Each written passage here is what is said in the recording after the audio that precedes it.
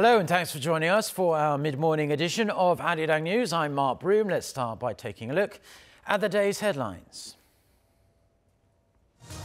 President Moon Jae-in says France and the international community can rev up North Korea's denuclearization by loosening sanctions on the regime. Wrapping up high-level talks at the border, the two Koreas agree to break ground for railway and road connections before the end of the year. Plus, new figures from South Korea's central bank show prices for both exports and imports went up last month. So let's start with President Moon Jae-in's trip to Europe. He was in Paris on Monday for a summit with his French counterpart Emmanuel Macron. The South Korean leader urged France and other world powers to start lifting sanctions on North Korea in a bid to encourage the regime to stay committed to denuclearization. Now, Shin Se-min reports from Paris. Meeting his French counterpart for the second time since taking office, President Moon Jae-in pressed the need to loosen international sanctions on North Korea when and if the regime takes practical steps towards giving up its nuclear program. At their summit in Paris on Monday, President Moon called on European countries like France to play a role in encouraging the regime to continue on the path to peace. 북한이 핵을 내려놓으면 내려놓을수록 또 다른 한편으로는 북한이 핵에 의존하지 않고도 북한의 안정을 보장받을 수 있다라는 신뢰를 줄 필요가 있다고 생각합니다. 북한의 그 비핵화 조치가 말하자면 올바른 선택을 한 것이라는 믿음을 국제사회가 주어가면서 북한이 빠르게 비핵화를 할 수 있도록 이끌어내야 한다고 생각합니다. French President Emmanuel Macron said international sanctions should remain in place until the regime has fully and finally abandoned its nuclear program. However, the French leader said his country was willing to provide a helping hand if the North backs up its words with action. As a nuclear state ourselves, France is ready to contribute on a technical level to help the denuclearization process. We have a range of expertise in the nuclear field which, in terms of denuclearization, would be useful, and we can offer that if needed. Besides North Korea-related diplomacy, the two leaders discussed a range of other issues.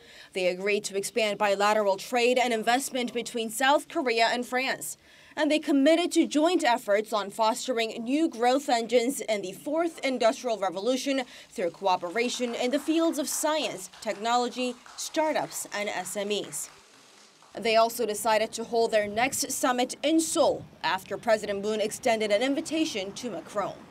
A comprehensive upgrade from existing relations in security, economy, and culture, and even sports. Behind it all is the building of an unbreakable coalition with France, one of the most power-wielding nations of the European Union, to complete President Moon's journey to peace on the divided peninsula. Shin Se-min, Arirang News, Paris. Now, beside issues regarding North Korea and trade, the leaders of South Korea and France also discuss ways to improve the bilateral relationship between Seoul and Paris. Our Blue House correspondent Hwang Ho-jun with the details. President Moon Jae-in and his French counterpart President Emmanuel Macron have pledged to enhance the cooperation between their countries, elevating their comprehensive partnership to a new level. According to the joint declaration made by the two leaders on Monday, South Korea and France's foreign ministers will hold annual strategy talks and high-level talks between Seoul's foreign ministries, representative for Korean Peninsula Peace and Security Affairs, and the French foreign ministry's political director will take place at least once a year. South Korea's and France's defense ministers will also hold regular talks to discuss regional security and possible cooperation in the Asia-Pacific region. The two countries will promote exchange programs for training commissioned officers and hold joint military exercises as well.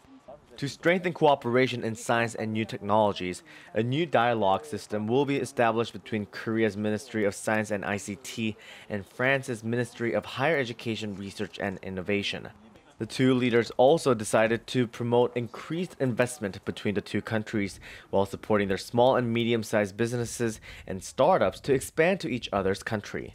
Seoul and Paris will also continue cultural exchanges and cooperation in areas including but not limited to visual arts, music, design, comics, food, and movies. Considering South Korea's successful hosting of the 2018 Pyeongchang Winter Olympics and France's hosting of the Paris Summer Olympics in 2024, the two countries will continue its cooperation in the sports sector to promote peace and reconciliation. The Korea-France Sports Festival, which was first held in Korea in September 2018, will also be held in 2019. Presidents Moon and Macron also agreed to strengthen dialogue and cooperation to respond to the urgency of environmental issues, such as responding to climate change and protecting biodiversity. Hong-Jun, Arirang News.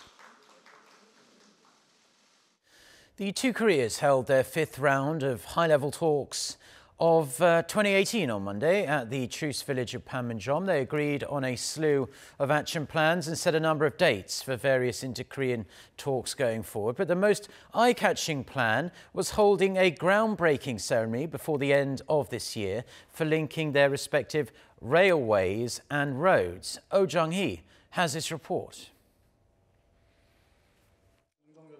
Despite concerns about international sanctions, South and North Korea are going ahead with the groundbreaking ceremony later this year to link up their railways and roads.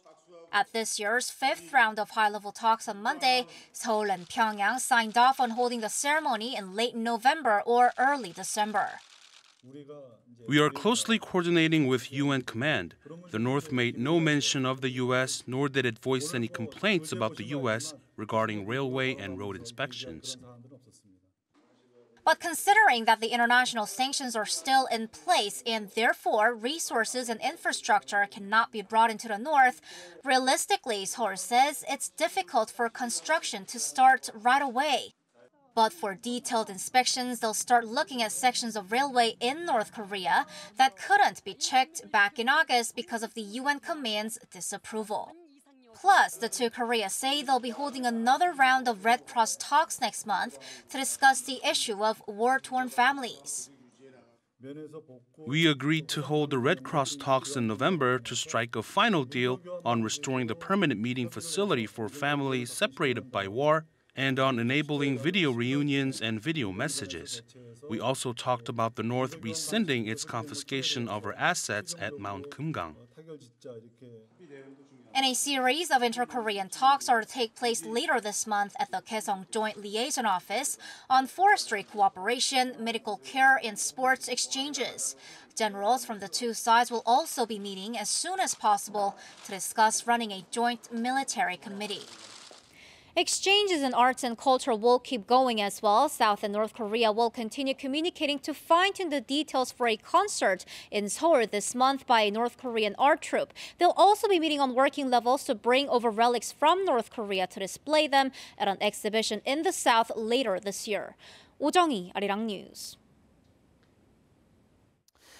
The first three-way meeting between South and North Korea and the UN Command has just started at the inter-Korean border village of Panmunjom. The officials will be discussing the demilitarization of the joint security area as agreed upon at last month's inter-Korean summit in Pyongyang. According to South Korea's defense ministry, the closed-door meeting is being attended by 9 officials, 3 officials each from South and North Korea and the UN Command.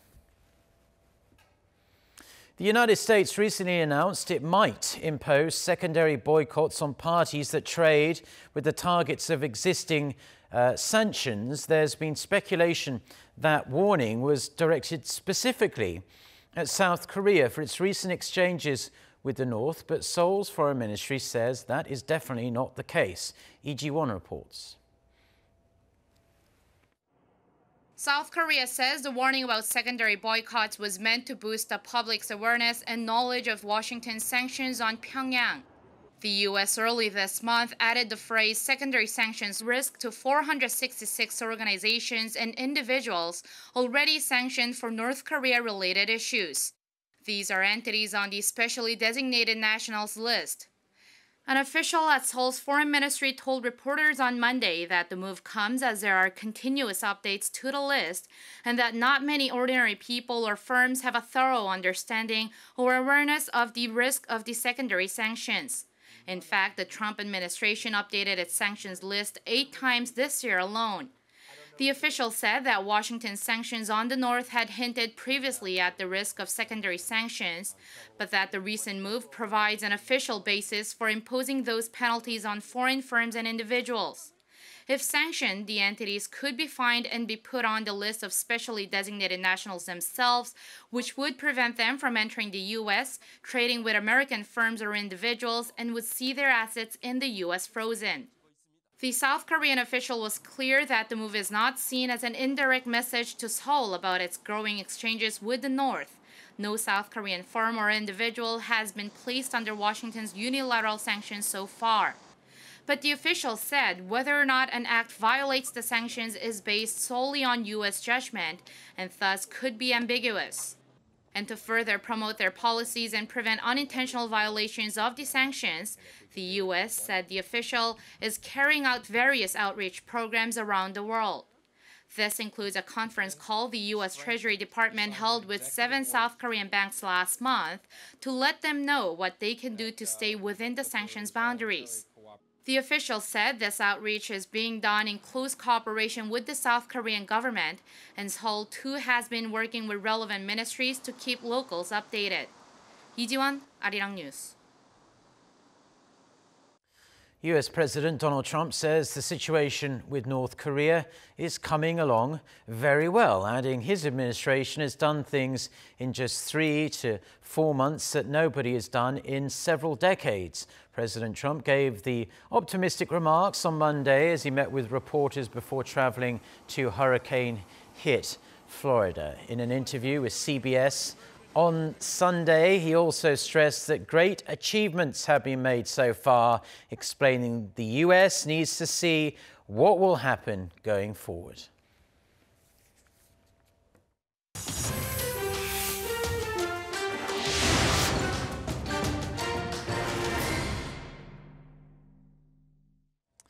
Now, US President Donald Trump has suggested rogue killers may have been behind the disappearance of a prominent Saudi journalist in Turkey. For more on this and other news from around the world, let's turn to our Noah Adam. So, Adam, the investigation is intensifying and escalating diplomatic tensions. Just walk us through the latest. Well, Mark, President Trump made the speculation of rogue killers after his phone call with King Salman on Monday, during which he said the Saudi leader flatly denied allegations of murder. We are going to leave nothing uncovered. With that being said, the king firmly denied any knowledge of it. He didn't really know. Maybe, I don't want to get into his mind, but it sounded to me like maybe these could have been rogue killers. Who knows? Meanwhile, Secretary of State Mike Pompeo is on his way to Saudi Arabia to meet the king on President Trump's orders. Riyadh has repeatedly rejected as lies Turkish claims that Jamal Khashoggi was killed inside the Saudi consulate in Istanbul over 2 weeks ago. Turkish officials say they have audio evidence the outspoken critic of the Saudi leadership was murdered. The Saudis are yet to provide evidence of their claims he had left the building shortly after entering. However, CNN reported Monday, citing 2 unidentified sources, that Riyadh is preparing a report that would say Khashoggi was killed as the result of a botched interrogation. One source noted that the report was subject to change, but the other source said it could conclude that the operation was carried out without clearance and that those involved will be held responsible. EU foreign ministers have approved a new sanctions mechanism targeting those who use and develop chemical weapons. Monday's decision came in the wake of the poisoning of former Russian spy Sergei Skripal in Britain and repeated accusations against Syrian President Bashar al-Assad for using chemical weapons on civilians. The sanctions would allow the EU to impose asset freezes and visa bans on people and entities identified as being involved in the development or deployment of chemical weapons, regardless of their location or nationality. US supermarket chain Sears, once a dominating force in the American retail sector, has filed for bankruptcy. The firm says it's closing an additional 142 Sears and Kmart stores as part of its Chapter 11 bankruptcy and would begin liquidation sales within 2 weeks. Sears filed for bankruptcy on Monday, the deadline for a $134 million loan repayment, which the firm was unable to pay. The retailer has closed hundreds of stores in recent years as it struggles to compete with the likes of Amazon and other e-commerce players. The company said it intends to reorganize into a smaller store platform in order to save jobs.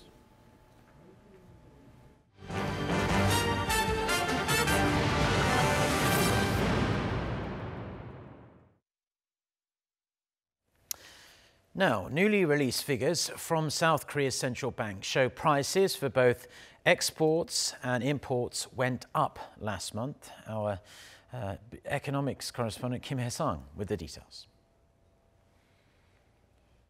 Korea's export and import prices both rose in September. According to the Bank of Korea Tuesday, export prices went up 0.3% on month. While the local currency remained steady at around 1,121 Korean won against the greenback, rising coal and petroleum goods prices led the gain in industrial goods prices, which went up 0.3%.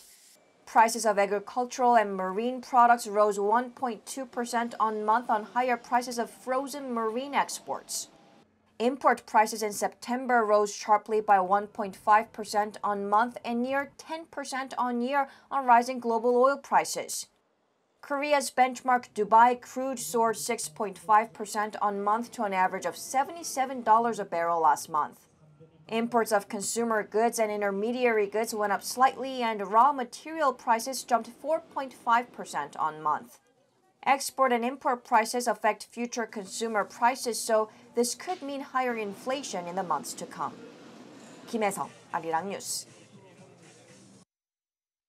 China, Washington's largest importer of crude oil up until July, has decided to shift to other importers due to continued trade tensions between the two superpowers.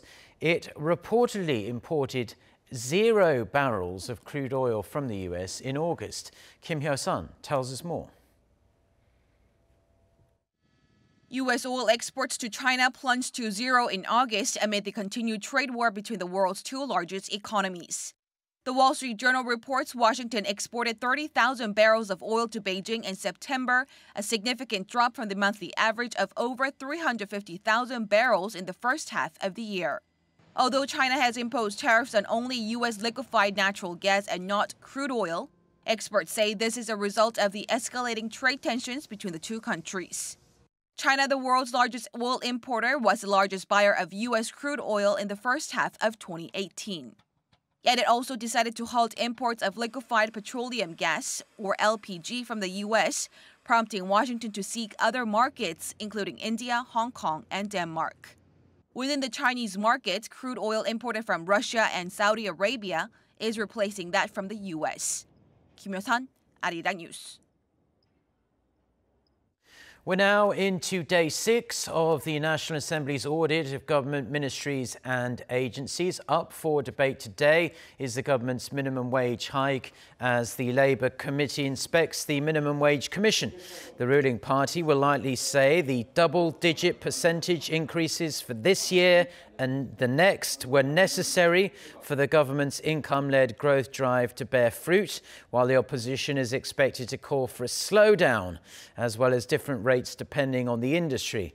In the Finance Committee audit, some tempers are expected to flare as rival parties inspect the Korea Public Finance Information. It's where opposition lawmaker Shim Jae-chul obtained and allegedly disclosed confidential government documents on the fiscal budget and other state statistics. As Shim is currently under investigation for the case, the ruling party said that under the Audit Act, he should be excluded from the inspection, to which the main opposition party strongly objects. South Korea has declared an end to the country's first Middle East respiratory syndrome outbreak in 3 years. The announcement was made in line with guidelines set by the World Health Organization. Lee Seung-jae with the details. The Korea Centers for Disease Control and Prevention made the official declaration as the clock struck midnight. According to the KCDC, the announcement was in line with guidelines set by the WHO, which requires that no new infections be reported for a minimum of 28 days, which is twice the length of the virus's incubation period. This comes as one person was diagnosed with MERS in September after returning from a 3-week business trip to Kuwait, becoming the first confirmed case of MERS in the nation since 2015, an outbreak which resulted in 38 deaths. On September 21st, the KCDC lowered its alert level to its lowest readiness posture, as 21 people who came in close contact with the initial patient all tested negative. MERS is a viral respiratory disease with a fatality rate of 20 to 46% and is caused by a novel coronavirus carried by camels. It can be spread when someone is in close contact with a patient for a sustained period. Experts say in order to prevent MERS spreading, it's important to wash your hands thoroughly. Because colds and MERS can be spread through handshaking or rubbing your eyes or nose, you can prevent the spread of the virus by washing your hands often. The first MERS case was recorded in Saudi Arabia and has since spread to numerous other countries. As of June this year, the WHO has reported over 2,000 confirmed cases of the virus. Lee Seung-jae, Arirang News.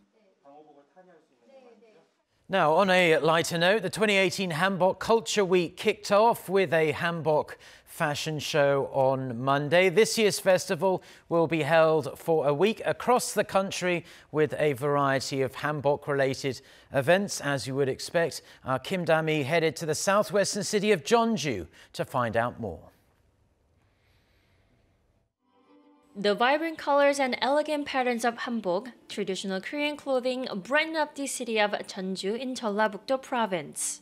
The 2018 Hamburg Culture Week, previously known as Hamburg Day, celebrates the beauty of the country's traditional attire, which dates back to the Gojoseon dynasty. This year's fashion show commemorates the late Hamburg designer Lee Young-hee, who dedicated her life to modernizing and spreading the traditional attire.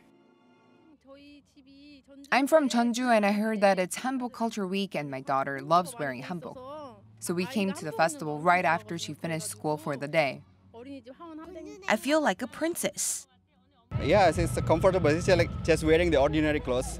Like I thought, because the another country traditional clothes is sometimes very, very hard to wearing, but this Korean is very easy to wear. The week-long festival, themed Hamburg as every day as Hamburg, encourages Koreans and foreigners around the country to enjoy Hamburg. 10 other cities, including Suncheon, Daegu, and Cheongju, will see extravagant Hamburg fashion shows, exhibitions, and performances like flash mobs. In addition, visitors wearing hanbok can enjoy museums, art galleries, and tourist attractions for free or at a great discount for the next 6 days. This Hamburg Culture Week may also be a good time to invest in a set of traditional Korean clothing, as more than 500 Hamburg businesses and traditional markets are offering hefty discounts. Kim Da-mi, Arirang News, Jeonju.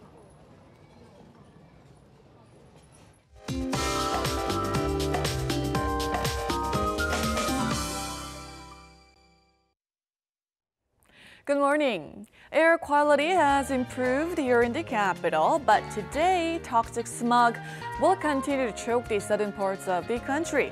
In fact, an ultra-fine dust advisory has been issued in Chungcheongdo and Jeollabuk-do provinces this morning. Face masks seem to be a must for those smog-affected regions. The mercury might reach about 20 degrees Celsius, but it's going to feel colder here in the capital due to the cold wind, and temperatures will drop even further as we head toward to the end of the week. And there will be partly sunny skies all day with light rain expected on Jeju Island this afternoon. And taking a closer look at today's temperatures, highs will range between 19 and 22 degrees Celsius, and Seoul will get up to 20 degrees. Chuncheon, Daegu, Gyeongju, Daejeon, Gwangju will all get up to 19. Temperatures will be slightly cooler than what we would normally have around this time, and the entire nation should have better air tomorrow. That's Korea for you, and here's international weather for viewers around the world.